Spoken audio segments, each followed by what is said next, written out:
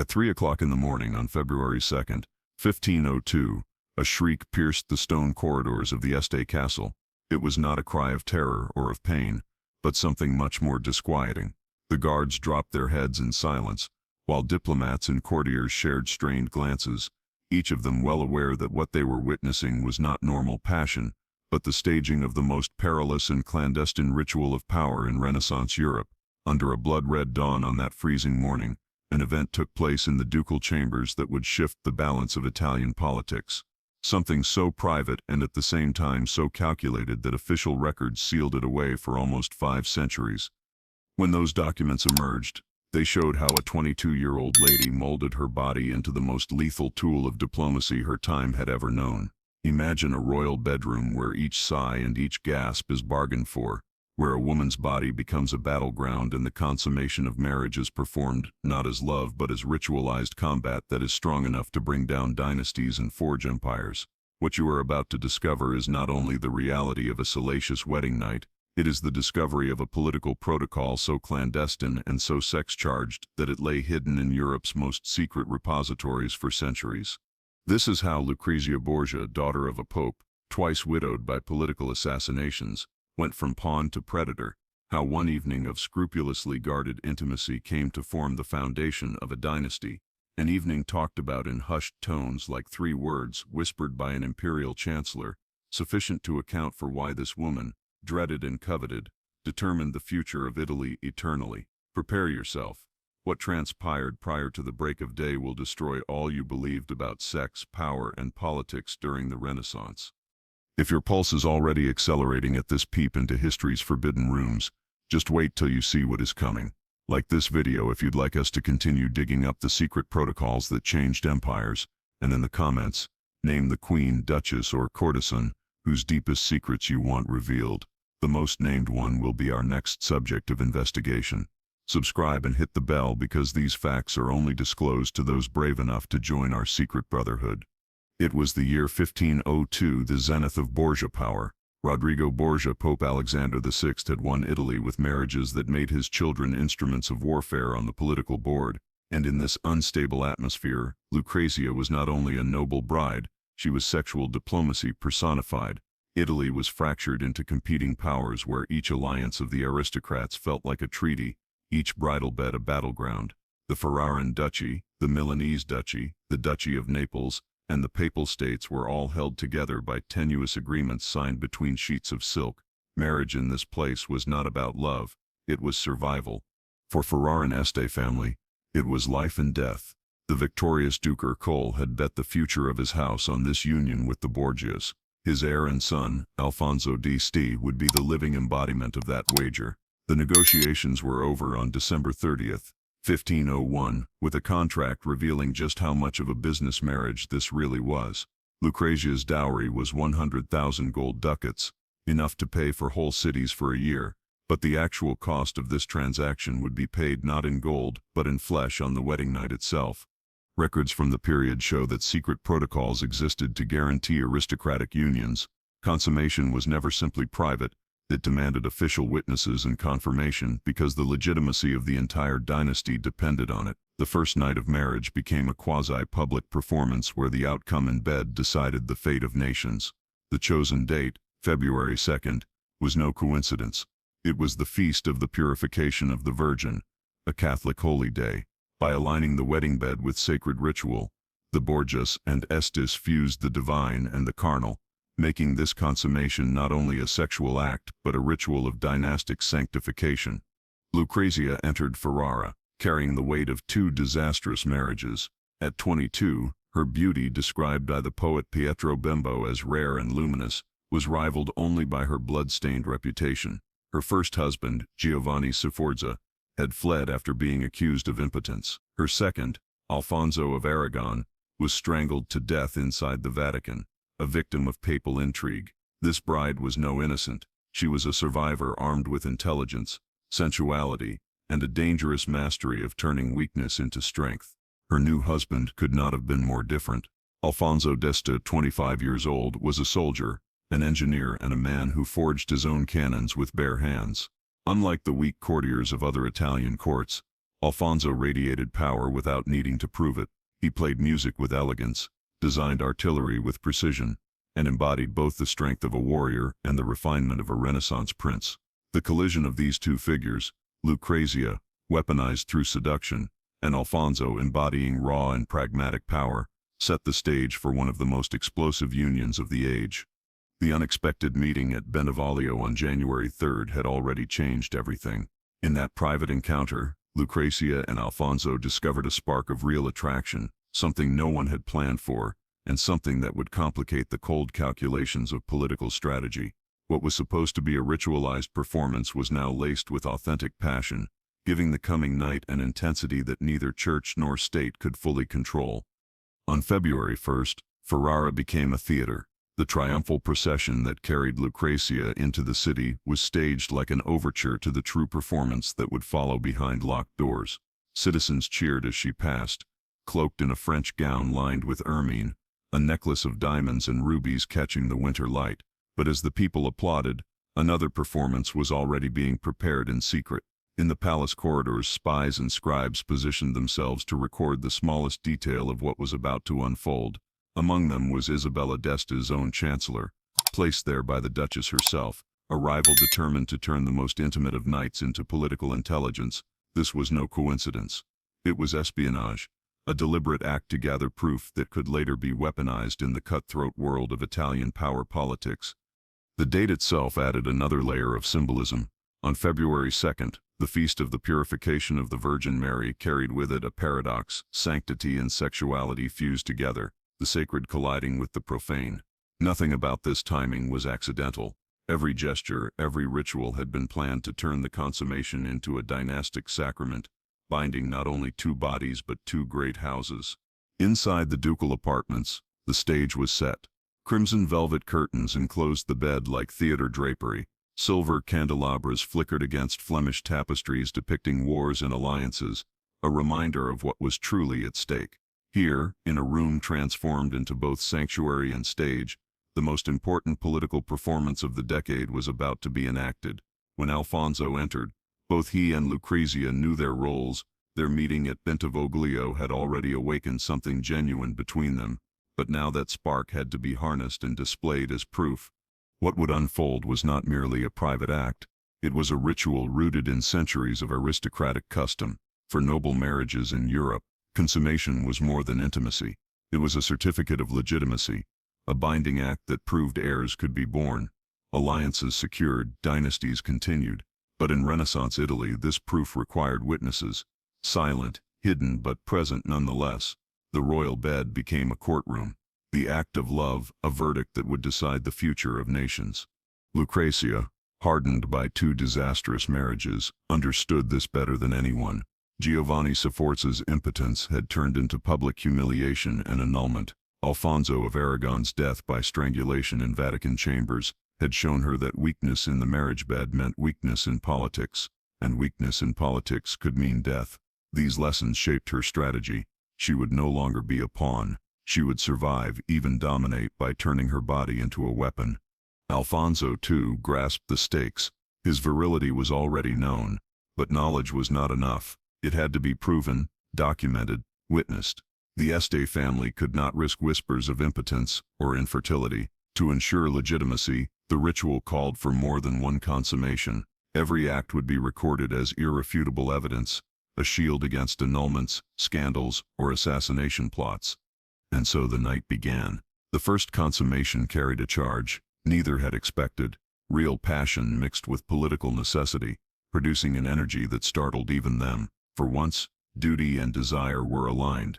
This union was not just staged, it was lived. The second consummation, recorded by Isabella d'Este's embedded chancellor, showed just how closely every moment was monitored.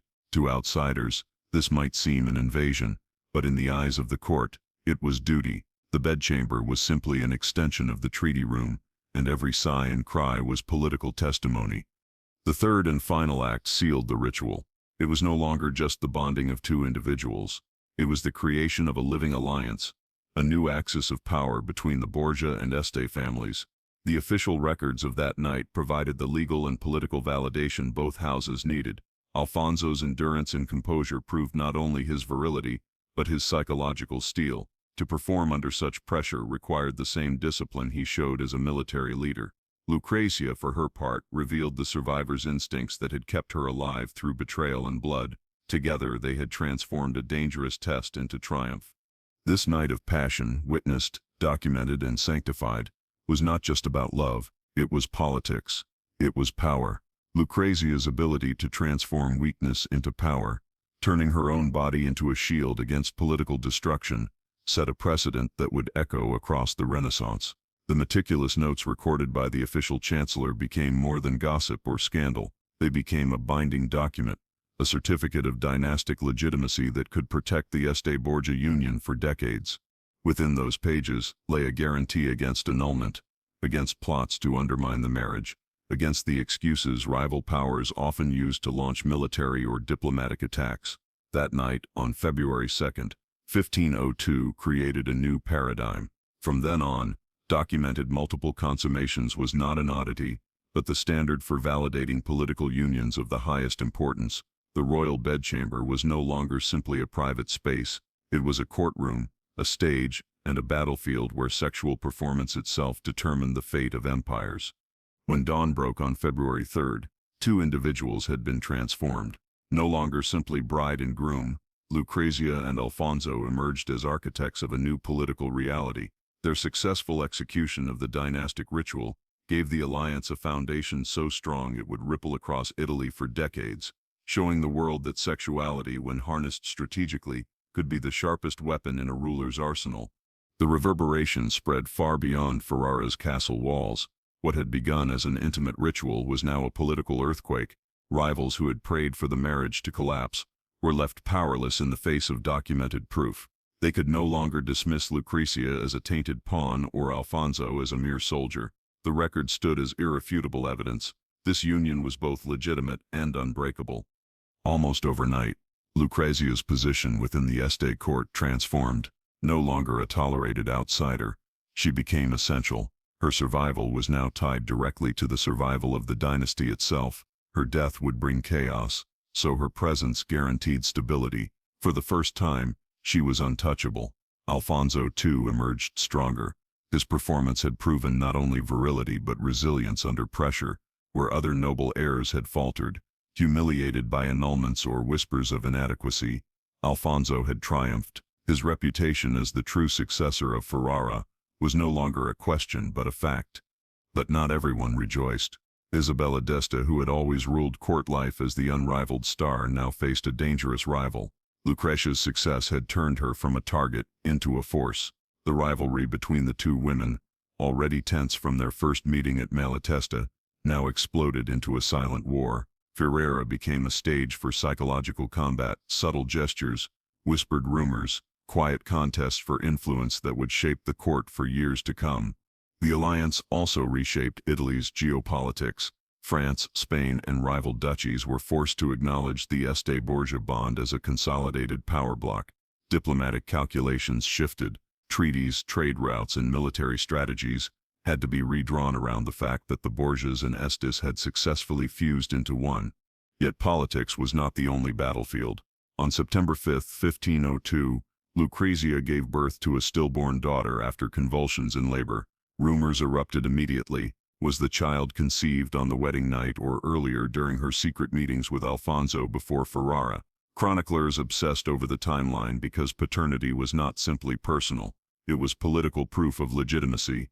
Lucrezia nearly died herself, struck with childbed fever. Many women did not survive. Her recovery was viewed by contemporaries as proof of divine favor, evidence of her strength and reassurance that she could still provide heirs.